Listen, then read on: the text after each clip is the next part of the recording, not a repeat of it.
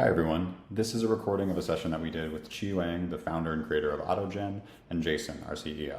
They dive into multi-agent frameworks, how AutoGen works and how you can use it to build multi-agent frameworks, some of the benefits and drawbacks of the multi-agent approach versus more of a single agent approach when you're building out agents and assistants. And then we also get some hot takes from Chi on his opinion of the new OpenAI Swarm library that they released last week. Enjoy. Well, let's hop in. I'm co-founder here at Arise Observability and Evaluation, one of the leaders in that, and then John's joining from our team, who's worked a lot with the agent frameworks.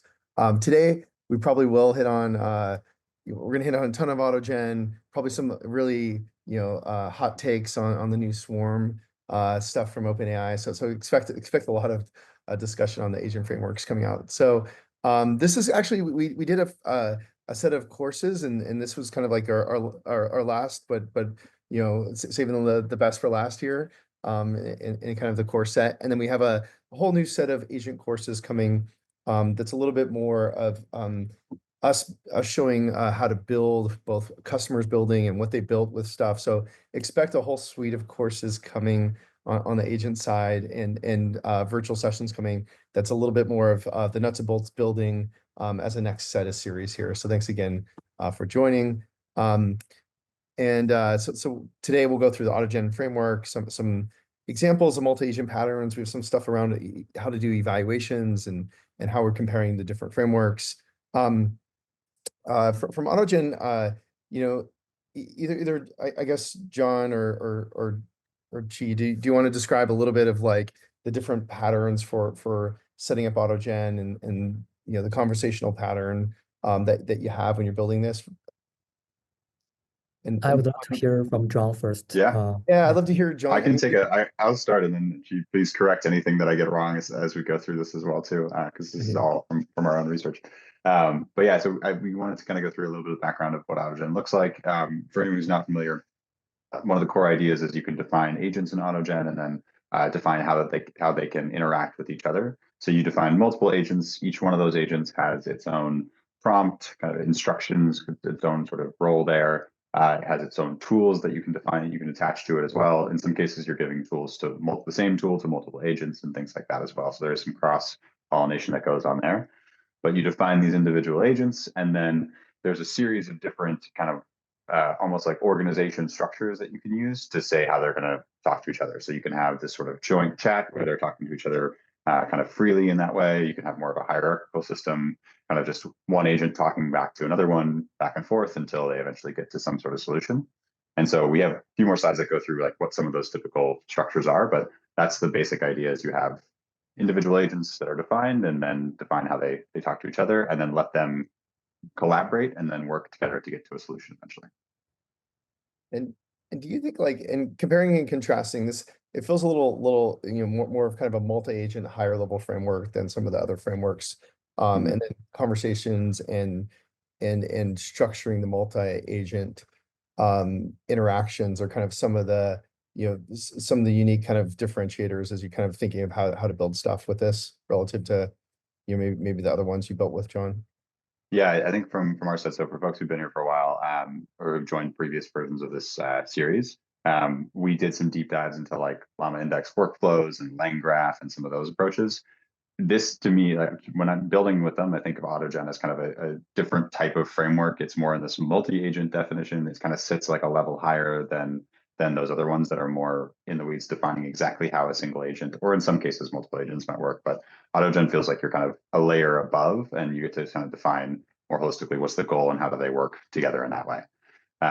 So yeah, I think we did do the exercise of building the same agent across all these different frameworks, but I think we'll talk about this in a second as well too. Our first pass of trying to build the same agent we built in LangGraph into AutoGen, it kind of didn't really use it. It was a very much like a slice of AutoGen as opposed to using the whole framework. So you guys will see that as we go through too. But yeah. I mean, Chi, anything that I messed up or you would want to add in there as well too? Yeah. No, I think you have given a very good summary of it. If I want to add anything, I want to just talk about the design principles behind it, so that user can understand a little bit better about why it's that way. So the goal of AutoGen is to have very simple concept and abstraction for developers to reason about arbitrarily complex applications. So want them to build as advanced or complex applications as they want to, but in the same time, I want them to learn about only a few things, a very small number of things. That basically the design principles behind it. So that's why, as you mentioned, they can start thinking about some very high level concepts like just define the agents and then get them to talk.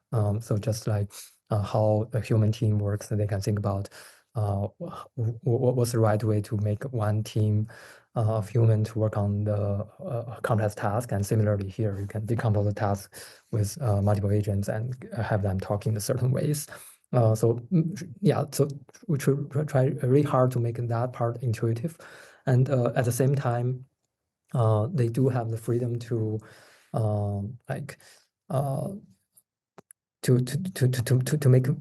make up like for some very complex interaction behaviors among agents if they want to have some low-level control or precise control about the order of the workflows and so on. So they do have the choice of like using some either use some very simple high-level interface to program them, or use some slightly lower level like send, receive, or generate reply interface to customize some very complex behaviors. So yeah, we try to cover both the beginners and some advanced users. Yeah. So. Got it. And it seems like the so there was a question, an interesting question here that kind of probably ties into to some of the how the agents are created. But is there a framework or tool where an agent from one framework can talk to an agent from another framework?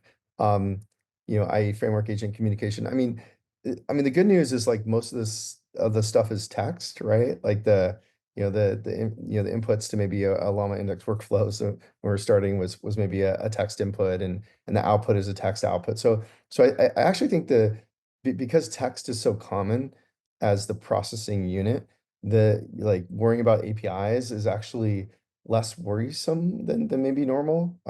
That's my a little bit of a gut. Like you could probably make an agent or multi-agent framework output text, input text, and then communicate to the other one. So that's probably less, probably less of a problem than some other things. But it does sound like the way in which you create agents here, differing from some of the low level ones, is like thinking about an agent, thinking about what you wanted it to do, and having a prompt associated with the task that agent's going to take on. Is that right?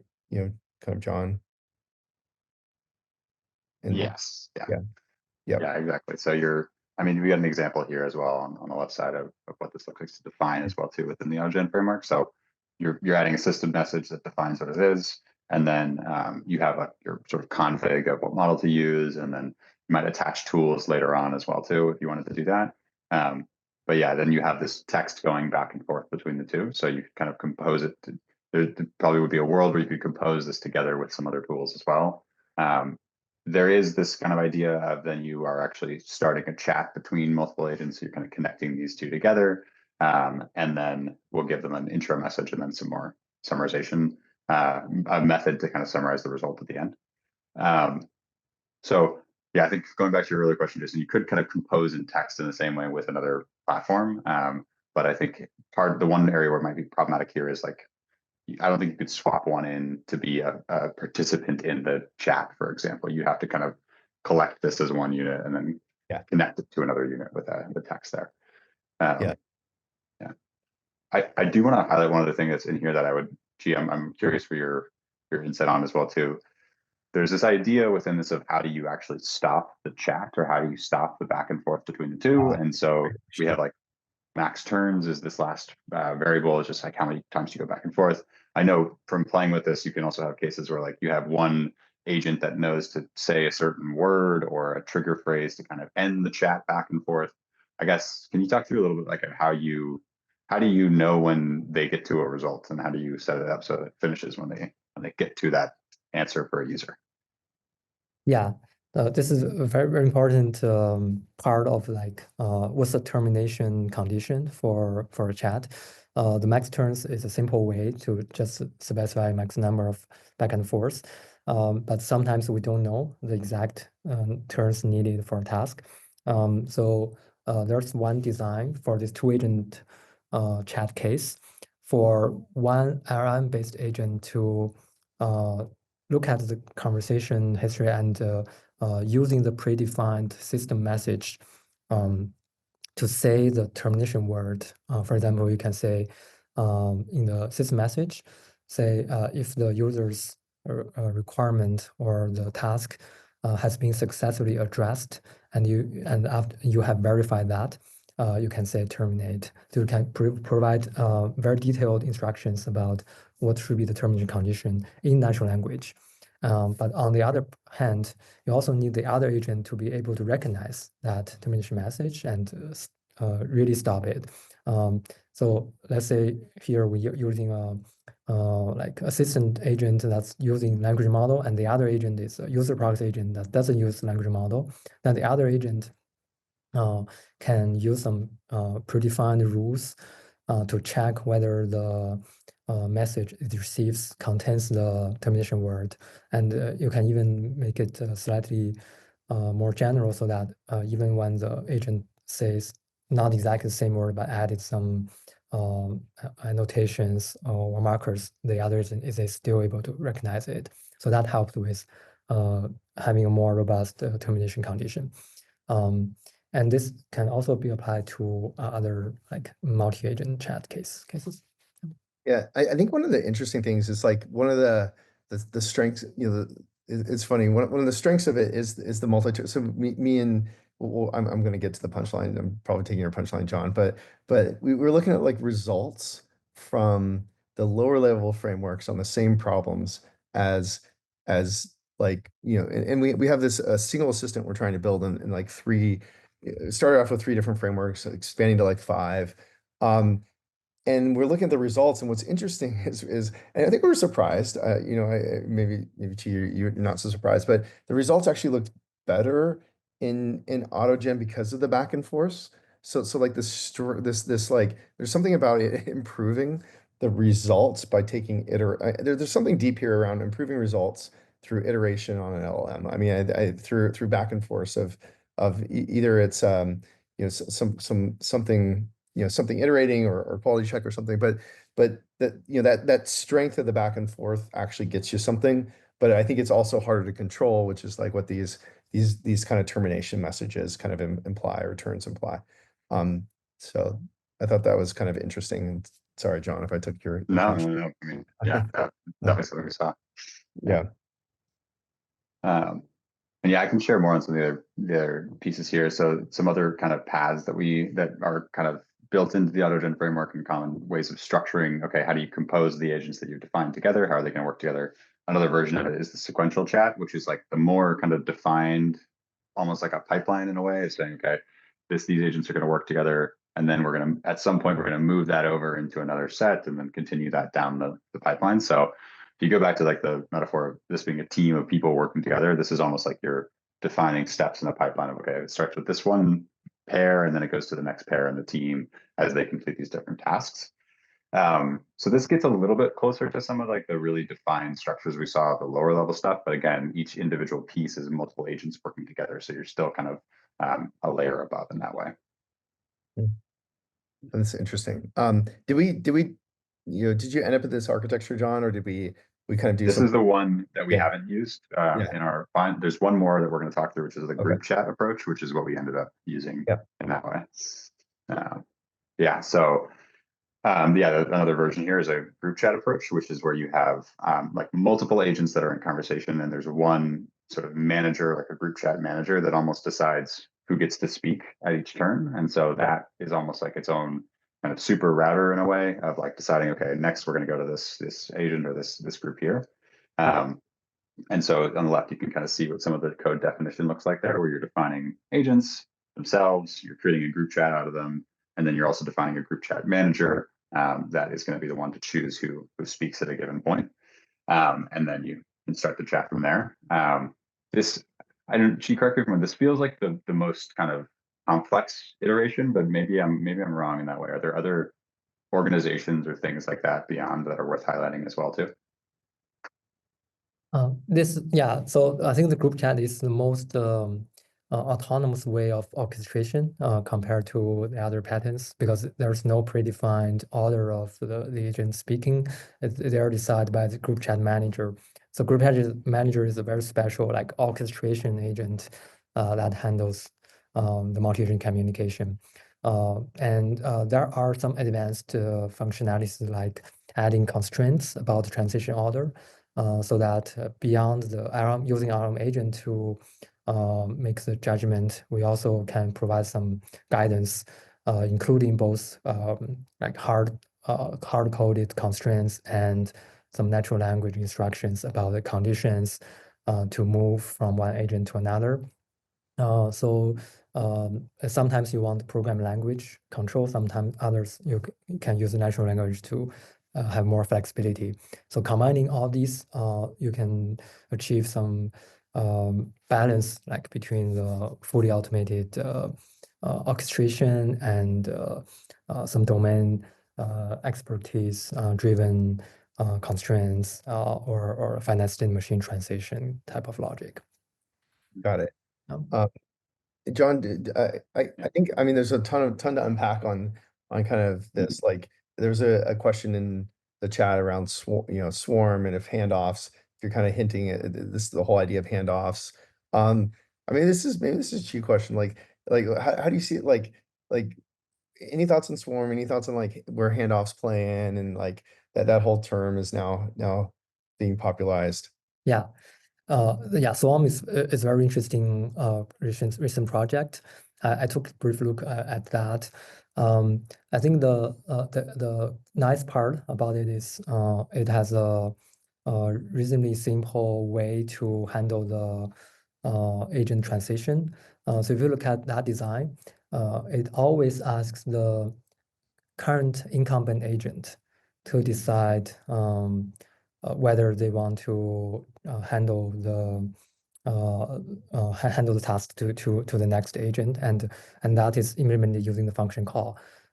So that is certainly one type of pattern we have thought about very early when we did the initial AutoGen study. We had an example similar to that of like the math problem solving. So that's the first application we studied in the technical report. And in that application, we had a similar design of having two initial agents talking to each other, but giving one of the assistant agent capability to create another nested chat when needed. So it works like this. Initially, a student proxy agent talks to a student assistant agent. So the assistant will help students to answer some math problems. But when the assistant agent finds it can't answer the question satisfactorily, it has a choice of invoking a function. And in that function, it will create a nested chat between another human expert user and a human expert assistant agent. And after that nested chat finishes, the student assistant can take the result back and also return the answer back to the student. The similarity is the part of using a function call to handle the task to some other agents. Although the difference is that we're using the chat here, and we have ability to create a nested chat within a chat and then return to the previous chat when needed. And in Swarm, it's more like it's always like one agent. If agent one is running something, if the agent decides to handle the task to a next agent, then the next agent take over. It will never come back automatically. So the second agent now has a chance to invoke a third agent and third agent for the fourth agent and so on. Interesting. Yeah, so it's always a chain of translation using the function, but one agent does have choices to translate to different agents depending on the tool and the function calls you use. And now if I think about that, how you implement a similar pattern in AutoGen, we can use a group chat plus the finite machine translation kind of condition I mentioned earlier. There's another term for it called state flow. In state flow, we can specify the speaker order based on some user-defined function. And that if we make that user-defined function to be, if the agent invokes the function call that returns another agent, then we don't need to look around and decide which agent to speak next. We just choose that agent returned from that function call. If we use that, then it will achieve the same effect of Swarm. Interesting. And so just so everyone who has been, if you've been under a rock for the last week, Swarm is OpenAI's like a multi-agent framework that was released a couple days ago. That I feel like they've kind of been watching probably AutoGen for a while and kind of thinking of this. What's interesting is like, John, I'm thinking of like the lower level agents we've been or systems we've been building. There's this concept of an LLM router, which is kind of like people talk about flow control, or like it's really like processing control. Where you're handing it off, where you kind of doing the analysis of data, where is it kind of, you call it flow control or processing control. But you can see it kind of coming into here too, where is that processing control a function call on a certain agent of where to hand it off next, or is it like this group chat manager? But how you handle flow control of your data, processing control, and handoffs, whether it's lower level or up or high level here, there's some complexity to that. That's and ways of doing that there's probably tons of research and tons of work that will come out of different ways of doing that type of stuff. Is a bit of a take. But yeah, Chi LM the LM routers are a common way of determining what to process in the kind of these lower level frameworks. What the user's intent is and where to what skill to kind of go use. In this case, it's an agent, but to go help with something. There's some questions here. Maybe I'll just kind of pose some questions. So some of the questions from the community is, how many agents in a group are too many for a manager agent? And how many different tools do you recommend agent managers manage at one time? Any thoughts, y'all? It kind of could be problem dependent. Yeah, it definitely. I think it depends on both the task complexity, the role separation of the agents, and the model capability. I think the model capability part is easy to understand, right? If the model is strong, then it's able to kind of understand the very complex definition of the roles for all the agents. So if we add more agents, they're able to handle it. But the weaker model will quickly get confused when the context grow longer. So that part is easy. And but the other factor to consider is like how distinguished the roles of different agents are. And if you have like 5 agents, each of them are very distinct, and so it's quite easy to pick the right one. But you have 5 agents that do very similar work, that will confuse even the strong model. So I think number, yeah, to answer the question, the number of agents that a group chat manager can handle generally depend on that. But as I mentioned earlier, you could also add some more instructions, and then even more agents are potentially handleable by the group chat manager. I've also seen a pattern similar to what you described as the router pattern. There's some hierarchical like routing you can do. If you have like 3 high-level categories that are very well separated, put that on the first level, and in the next level, you'll have some similar agents. But now you can just focus on that particular category, so that you can add more instructions to talk about the nuanced differences about choosing between them. That's much better than, let's say, have like 100 or 1,000 different possible paths to route to, and many of them are like similar. Yeah, we've seen the hierarchical routers even getting play in their customer base too. So One last question here is before we kind of hopping to a very specific use case kind of we built, is are the question from the community was like, are agents capable of asking questions directly to the user to get further clarification on a given request? How does that work? So how do you know when to go back to a user to get more info? Yeah, there are several different ways. Yeah. I can talk about two of them. The one is that you can create one agent called user proxy agent. That agent doesn't do anything but will ask for human input and just send the human input back to the group chat. So that's one agent you can just chat through. So any human users can chat through that agent. But conceptually, it's just one of the many agents added to the group chat. And only when the user proxy agent gets its turn, the user will be prompted to send a message, because every agent has a chance to get its turn. So now, when you use that pattern, the main question to think about is give it very clear definition about when this agent should get its turn, and when you define that clearly, then once there's some agent asking for the question, the group chat manager will understand, okay, now it's a time to choose the user proxy agent and get human input. So that's one way.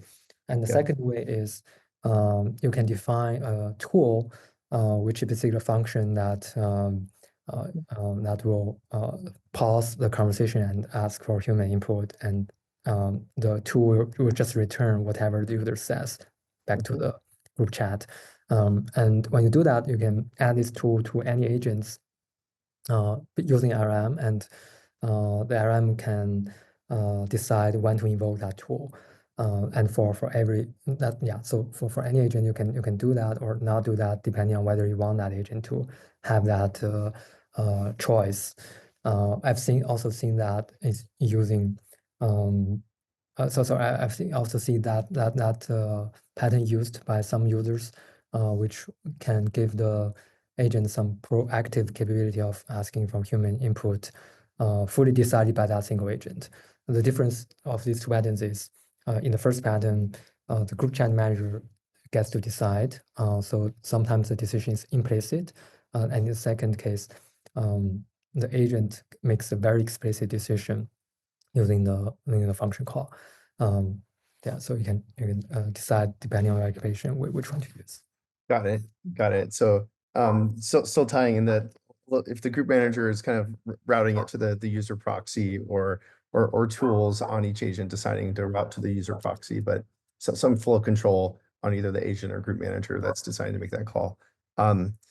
So driving in, so we kind of did this a couple times, which is we've done this, a really simple assistant in a couple different frameworks here. And so John's going to talk a bit about this assistant created. We kind of did one in a way that was like the lower, like almost applying the lower level frameworks approach to AutoGen, and then we did it again in more the AutoGen type way. So he'll kind of do this assistant two different ways here as we talk through. Yeah, so this was our first pass, which was, again, we had started building all these like lower level frameworks. So we kind of were thinking in that frame of mind. So go over to AutoGen, and again, our assistant here is pretty straightforward. It's an assistant with like 3 different tools that it can use or 3 different tasks it can do. And so what we originally did was we created a user proxy, so the type of interface that she was just describing, as well as an assistant, and then gave that assistant tools that can accomplish each of its tasks. But within some of these tools are LLM calls, like they're like within our query docs tool. That's a whole RAG pipeline within that. The data analysis tool is just an LLM call as well. And then the SQL generation tool uses an LLM to generate SQL based on the table and then goes and executes that table. And so I think it's a interesting, like we kind of were thinking in this sort of older term when we really could have mapped this to be more of a multi-agent flow. So if you go to the next slide, this was our first iteration. And then we went to more of a full implementation here, which is where we used the group chat approach and created individual agents for each of our tasks. So we created a SQL generation agent, a data analysis agent, and then a docs querying agent. Some of these which then had their own tools that they could access. And so this was sort of more adapting, again, our kind of simple agent into this multi-agent approach. And this is where we started to see some of the kind of better performance as well too, and like the better responses that we got back, because we would get more like iteration from some of the different agents as they work together to get to a response. You could maybe even have added other pieces in here of like a report, like a sort of summarizer at the end, or some more specific things around that. But this was an interesting one where when we started doing this, we didn't really fully use all of the stuff that we could in AutoGen. It took us one round of doing that to realize, okay, this is actually what we should go, how we should structure it. And then that's really where we started seeing a lot of the benefit unlock pretty quickly here too. So found kind of anecdotal experience developing with it. And it was an interesting thing where we had to kind of shift a little bit of our mindset to think in terms of multi-agent flows and multi-agent structures. And then once we did that, that opened up a bunch more capabilities here. I mean, interesting. I mean, it's interesting how kind of like the variations of building, and just depending upon whether you're thinking kind of multi-agent centric kind of a approach versus the lower level constructs, how different it kind of felt to build. Yeah. And I'll say too, the previous slide, that did work, by the way. Like, we doing it just as the single one, like it would give some responses, and like it would actually get to some responses. It's just they weren't nearly as good as when we were able to use more of the multi-agent structure. Got it. Do you have any, John, did you want to share any kind of examples of what stuff looks like to trace Yeah. or do you any of that available easy? I can show a couple examples of some traces. They're kind of, I'll show some like straightforward ones that we can look at here if you want. Here, let me go ahead. I'll just show a couple here. But we tracked a few just like with some base examples here and some trace retrieval. But it looks a little different than some of the ones we've done previously, because we kind of have more of these. This is in Phoenix. For anyone who doesn't know, this is our open source observability tool that we use to trace all this stuff. So this is kind of a straightforward one. We had like a calculator agent essentially that could be used.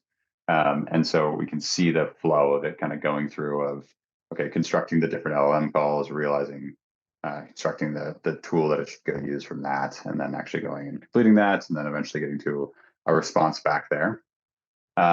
So this is kind of a straightforward one, which is a very basic example.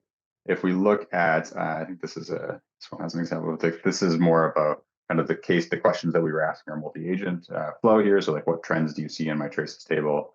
Was going to require to go generate an SQL query, execute that, and then go on and like run the SQL query, do some data analysis after that. So you see kind of the flow it goes through here, generating like the different LLM calls that are being used.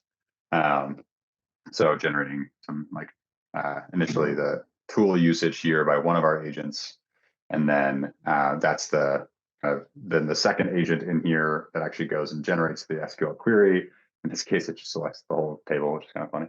And then executing that query and kind of continuing on from there, we can go in and see the different calls that happen. So it's the chain of LLM calls versus if you remember some of the other frameworks we had, you get a lot more kind of logic things as it moves between different steps. So it's an interesting one where we're kind of looking at this chain of LLM calls, so we see them go back and forth throughout.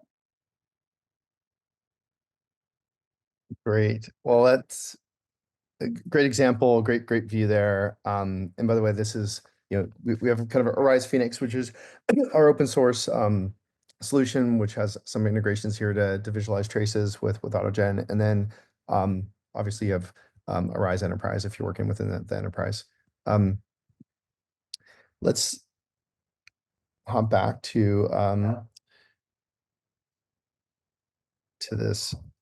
So, and I could just, I mean, for me, when we were debugging and looking at the results, like, it just, having the traces is pretty helpful. I don't want to kind of, I don't want to oversell it, but like, it was really helpful trying to figure out like where the differences came from and where it was kind of fixing in the different iterations. So I'll give it a plug, but an honest plug. As you think about the multi-agent stuff we're doing here, the thing we kind of hit on before, and you kind of see a little bit with the bet I think OpenAI is making with Swarm, which is just the multi-agent approach kind of adds an ability to compartmentalize the problem, to maybe get some iterations in there, to have certain areas focus on kind of skill sets or best of breed, skills. And then, I do think there's fault tolerance and there's all this, there's all these advantages, but there's all these other challenges you end up with, like we're talking about handoffs and control um, and how to know when to stop and when you're done. And so I feel like there's these unsolved problems in the space that, gee, you're probably thinking a lot about, and it's probably the next areas of research that everyone's thinking about. A question for you. I mean, you've been watching the space and the multi-agent framework stuff. What do you think are some of the biggest unsolved problems, like the areas that is it in this handoff area? Is it in flow control? Is it in stopping? Is it in coordination? Is it all the above? Um, Yeah. Right. So I think after we have this standardized framework that can support all these important patterns, the problem, next bottleneck is for developers to choose the right patterns and compose them together to solve particular task in the best way. And here by best, I mean high success rate, low cost, low latency, debuggability, like easy to maintain. There are many different like dimensions, and in general, it's a difficult question about like how to build an optimal multi-agent workflow for a particular application that according to all these different objectives. So that's a similar question when you have machine learning models or different machine models. People have to kind of choose the right model, right hyperparameter for a particular application. So similar here. So of course, the first order question is to have to answer the question whether we already have the most essential building blocks or not. I have a feeling that we were close to that, Yeah. and maybe not completed yet. We still need to check all this like recent progress and see whether all the advanced techniques are like representable by the essential building blocks. But the more I do that exercise, I feel like the answer is yes, because for the example like O1, for swarms, there are like all the latest progress in the AI research. Yeah. But it turns out that the patterns we already have, the most of essential building blocks are good enough to build those advanced patterns already. So even though I don't have a definite answer to that question, I feel like we're close. Mhm. And so then I really want to get into the problem of like can we use these basic building blocks as a search space to find the optimal like solution. Mhm. So this is kind of like the title of this webinar, architecture and optimization. So there are these two parts of it. Architecture means the basic building blocks, and optimization is how you navigate that large space and find the optimal solution. We're doing both, and I think over time we'll do more and more in the optimization space as architecture becomes more and more mature. So that's my overall comment about this. Yeah, I think there's Mm. I think there's a lot of building blocks now, and now it's kind of getting those patterns together too. There's a couple questions. A couple notes from folks. Some folks excited to see if there's going to be a GUI UI to build agent builder. I feel like there's a couple. There's a number out there at different levels. I was just on with the Langflow people earlier today, who I think they have kind of like one approach at kind of one level. There's probably I'm sure there's UI approaches I haven't seen out there, but I feel like there's um a bunch of folks kind of thinking about the design patterns and how to visualize it and how to string the stuff together. The drawback. So just getting into the drawbacks of multi-agent approach. And this is just kind of John putting Yeah. out like what he felt. Sometimes it's a little, again, the power, the power of the advantage of the multi-agent probably also makes it a little harder to control. Was kind of a little, the little bit of the take. So there's like this trade-off between control and ability to focus and iterate and build these systems. Was that your take, John? Yeah, I think it goes back to what you were just saying, Chi. Like each agent can be using different parameters and different models and things like that, and then you have just this high degree of.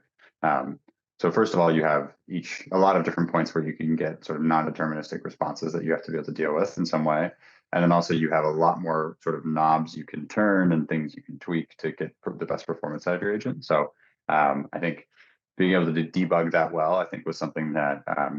Like tracing can obviously help with, but I think that was like where we spent more time was just trying to get the exact right wording on certain prompts and things like that. So just knowing where the issue might come from is something that I think, again, the tracing helped a lot with, but it gets more complicated when you have more agents, but that's also just relates to the benefit too. And then the termination piece I threw in there as well too. To be honest, though, I think there are defaults for termination as well. Like there might be defaults for the number of cycles and things like that. So I think there was a little bit of trying to figure out, okay, what's the right number of cycles we have to do, and how do we think about that? So just some extra concerns that we had to think through for the multi-agent approach. But again, a lot of it comes from the benefit as well that comes from these. Cool. And then I did want to talk. I mean, you don't have it's hard to talk about anything without evaluations. We think about evals typically on like just decomposing your system into a set of things you care about and maybe building out evaluations for at least sometimes the breaking up of the lower level things into components and then how you're doing on this one skill or task and then doing evals on those. So that this is kind of how we've been doing it or thinking about it within the systems that either we're working on or building ourselves. And evals can be, LM as a judge, which is a common one, but can also be code-based, depending upon how easy it is to check. So in the end, evals are a fancy word for coming up with performance tests. And like any system, you want to break it down into things you want to test. The other thing I would say is you don't need to eval sometimes we've had systems or examples from customers where one thing was really important, like maybe just the SQL generation is really important to get right. And maybe there was just lots of mistakes there. So building, focusing where you build your evals first, that you don't need to build it everywhere, but you might want to figure out one skill or task, what that should look like. And then LM as a judge is pretty nice on top of this in the sense that you can have text coming in, text coming out, and run AI on top to understand the performance of that. So this is a very, very rough view, but it's kind of it's kind of how we break down the problems that we tackle ourselves. Cool. Oh, here's a question. Can Llama index workflows be used with AutoGen? Do you know whether that's so I know that Llama index agents can definitely be used. We have some examples in AutoGen of making, for example, one Llama index agent to do RAG and then add a few other AutoGen agents and make them interoperate together, for example, in the group chat and so on. Yep. But when it comes to the state view, Llama index workflow, that may be a more specific question that I don't really know. Yeah. I'm able to speak to that. I think, I mean, if I'm understanding the question correctly, there's like state, which is their sort of memory that they pass between, or like they have the context that they pass between different steps. There's a memory concept as well within AutoGen. So I think you could kind of combine. I don't know there'd be a default way to combine them, but they're at the end of the day they're storing similar things. So if you could kind of manually sort of reconcile the two objects basically at different points throughout your application. I see. Yeah. So if the state can be wrapped in the agent way. Like if you define one agent that's specifically of doing all state management and talk to other agents about the state and the shared state and so on, then I can see how that can work together. If it's a special object that's like you want to directly use that state object and add that to maybe some other agents who don't understand that object, that may be difficult. So I think that yeah, so the quick way to check whether it can work is to see whether it can be wrapped as an agent. Interesting. Yeah, I do think the power of like the inputs and outputs of these tools being text is you know, I do think there's a promise of interoperability simply because of a lot of the text interfaces of it, you know, hopefully being able to hand off, having one agent you built being a tool in some of these multi-agent frameworks would be interesting. Well, that's There's a couple Q&As and we have a few minutes, so might tackle those if that's all right. So there's one that's would you suggest separate retrievers for agent A and B? So where agent A has access to partial information and agent B has access to full information. So I guess there's a question of like, how do you think about what level of information you give to different agents, if I'm understanding the question correctly there? Oh yeah. So this is one of the kind of reasons I said sometimes it's hard to design optimal multi-agent workflow, because this is part of the consideration people need to think about. When they use patterns like group chat, every agent shares the same context. When they use nested chat or sequential chats, there's natural context separation between different chats. Usually when you nested chat, then the super agent, which contains nested chat, has ability to extract all the information from all the chats nested inside it. But other agents outside of that would not have visibility to that information. They can only consume the information shared by the super agent. And similarly for sequential chats, only certain carryover information is kept from one chat to another.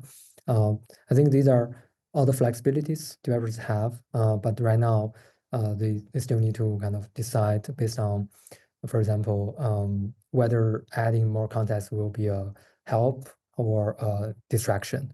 It's not always like obvious whether agents should know more context or should know less. But in general, if you want a less capable agent to finish its own task in a more successful way, only give it the context necessary, the minimal kind of necessary information it needs, and try to remove all the other distracting information has best effect overall. I hope that with like the improvement of the model capability, we can worry less about that and just give it all the context and let the model pick the right information. Today we do have models that can have very long context, but I can't say that they are all like strong in terms of picking the right information. So adding more context still is distracting for today's models. I don't know if that problem can go away permanently in future, but before that problem is solved at the model level, I think the right proper management of the context still necessary. Yeah. Yeah, and actually that goes into the other question that we had in the Q&A too, which is would it be appropriate to basically equip each agent with their own RAG support? So an analogy is similar to an employee gets a functions manual that they can reference. So why not give the same kind of thing to each agent within your system? And I'm guessing it's probably a similar approach of you don't want to confuse or add too much extra noise to the job that the agent has to do or extra context that it has to sort with. Yeah, so that's the reason it's maybe beneficial to combine these different patterns in a way that fits its best purpose, and context management is one of the considerations or one of the reasons you want to combine them, because you may want to have a like alter conversation that's in group chat, so that the teams in that group chat share information, but not everyone necessarily need to be involved in that group. You can have some high-level managers involved in that group, and each manager has some agents which can focus on the smaller tasks, but they don't necessarily need to see everything out of that small team. Or you can have like sequential chats as alter conversation, and have a group chat as one of the steps, and so on. So you can combine them in many different ways. Just use the way that makes most sense for the particular application. Well, we're kind of getting to the time here. So super thank you for amazingly interesting conversation on agents. Probably one of the hotter topics, really timely with the multi-agent framework launches that we're seeing out there. And thank you, Chi, for joining us, and congrats on all the momentum. Thank you so much. It's a really nice discussion. And yeah, I'm happy to follow up when you have more questions later. Yeah, so super excited, and yeah, in debugging tools, check out Phoenix OSS tool or Rise Enterprise if you're building with agents. And thank you so much again, Chief, for joining us. Appreciate it. And can I say one more thing here too, is that if anyone wants to keep the agent train going, we have another session coming up on Thursday to cover agentic RAG. So we can share a link for that for the folks, but that's our next session we have coming up. So not related to our agent series, but a different kind of deep dive we're going to do there. Awesome. And again, thank you, Chief. The bonus. Yeah. Thank you.